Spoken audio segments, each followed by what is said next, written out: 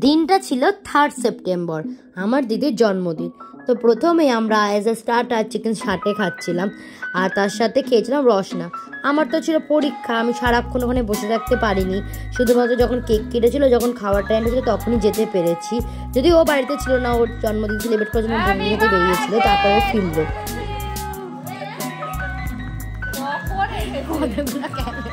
যদিও ও জানতো না যে ওর জন্য জন্মদিনের সেলিব্রেশন আছে, মানে পুরোটাই সারপ্রাইজ ছিল, তাই জন্য আমরা দরজাটা বন্ধ করে রেখেছিলাম। তারপর ওর একটা বন্ধু, মানে বেস্ট ফ্রেন্ড, স্কুল থেকেই বেস্ট ফ্রেন্ড, তাকে দেখে তো ও সারপ্রাইজ হয়ে গেছে, ও জানতোই না যে সে আসবে।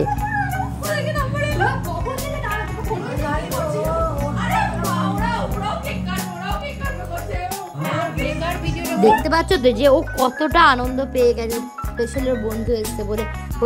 প্রথমে এসেই গিফট খুলতে শুরু করে দিয়েছে। কেক কাটার আগে আমরা সবাই বলছি, আরে বস বস, কেক কাটতে বস। তো এখানে সবাই ভিডিও করতে, সবাই ক্যামেরাম্যান। তো তারপর ফাইনালি ও কেক কাটতে বসলো। Happy birthday to you, happy birthday to you, happy birthday dear, আবার চলেছে হ্যাপি বার্থডে টু ইউ। একটা মোমবাতি উঠলো, হ্যাঁ, আর ও তাদের নিভিয়ে দিচ্ছে, আবার বলবে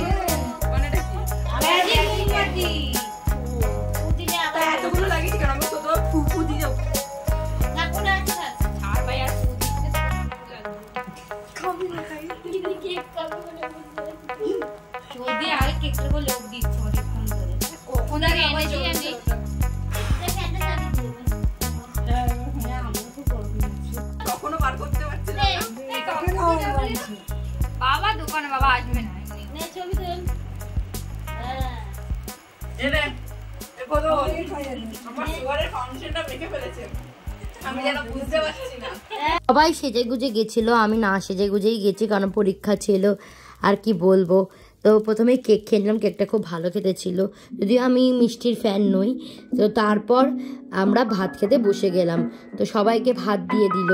তারপর আমাকে দেখো কয়টুকানি ভাত দিয়েছে, বলছি যে একদম অল্প ভাত দে, একদম অল্প ভাত দে।